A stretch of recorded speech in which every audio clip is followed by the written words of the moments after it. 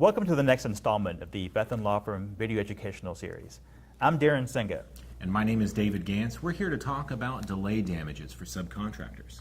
David, one of the things I want to talk about here is a clause we see a lot for our subcontractor clients. You see a clause that sounds an awful lot like this, and I'm going to read it verbatim from a famous Texas case. Subcontractor waives any damages arising out of or associated with any delay or hindrance to its work, and here's where it gets good, even if due to the general contractor or owner's sole negligence. Wait a minute. Even if it's the owner's fault, the subcontractor waives all its rights and can't get paid? Right. Well, you can get paid for things like change orders, but not for delay, which is where a lot of your damages actually arise. You lose opportunity cost, you lose the ability to bid other jobs, your money's tied up on this project, all because the owner delayed. And it's all because of this clause. You can't get your money. So what are some of the things that the courts have looked at?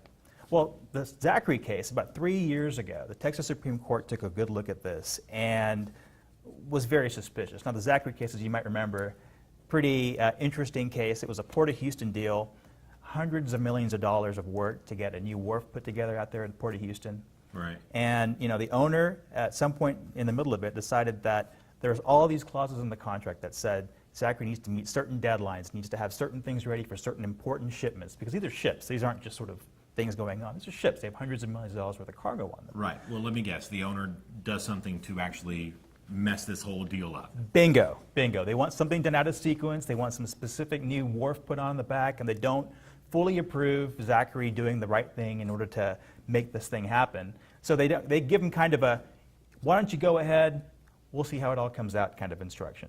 Right. Right? Not that it's a big $100 million job, but not that different from what you see on a house contract when it comes down to the paperwork like that, right?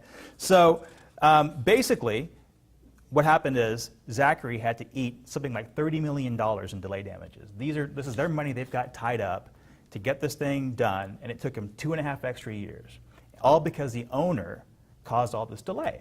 And he signed one of those clauses. And he signed one of these clauses. Well, this thing winds its way up to the Texas Supreme Court, and the Texas Supreme Court's taking a look at it and saying, wait a minute, you can't just sort of randomly waive all this knowing, bad, intentional stuff by the Port of Houston. The Port of Houston, the testimony was the Port of Houston knew exactly what it was doing. It was playing hide the ball with Zachary. They wanted them to do all this work and accept all these change orders and meet all these deadlines. Didn't want to hide the fact they weren't going to pay the delay damages. So here's what the court basically took a look at. It took a look at 5 of the common law exceptions to these waiver of delay damages. And I'm going to read these verbatim because these are important things for you guys to realize. Okay. First, was the damage of producing delay intended or contemplated by the parties at the time of the contract? So did the owner actually mean to do the delay? Right, and did they actually contemplate that the owner might mean to do delay when they signed the contract? Okay. They specifically, did they think about that when they signed the document? The next, was this delay, and this is what you're talking about, the result of fraud, misrepresentation, or bad faith on the part of on the owner? So yeah, you can't really promise not to sue someone for bad faith or misrepresentations because that doesn't make any sense, right? From a public policy standpoint. The next is, it goes into reasonability of the length of time.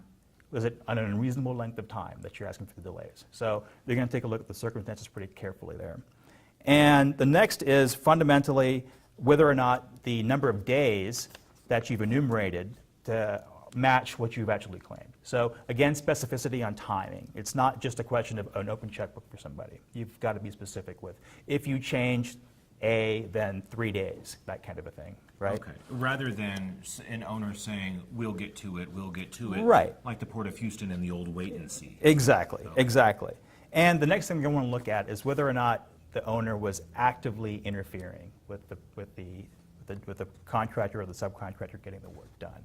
So again, just as you were mentioning in the Zachary case, you had some pretty active involvement with the Port of Houston in causing this thing to take so long. Okay. Not fair for them to then turn around and say no delay damages. So what the court fundamentally did is it took a look at those factors we just talked about, and it went back to the contract. And this is why it's important for our clients as subcontractors. If they look at the contract to see, did this contract specifically go through and contemplate allocating this risk? And then some of these, as we discussed, some of these obviously void for public policy. You can't just sort of agree that the other person's going to misrepresent and lie to you. Right. Because that's the circle, right? Right. So these clauses are important. Delay damages are significant. Zachary was a $30 million case. I think there's another $12 million in attorney's fees on top of that. It was a Wow. big case. Wow. And whether you're talking about a Port of Houston or a residential reconstruction, make sure that you're not waiving random delay damages.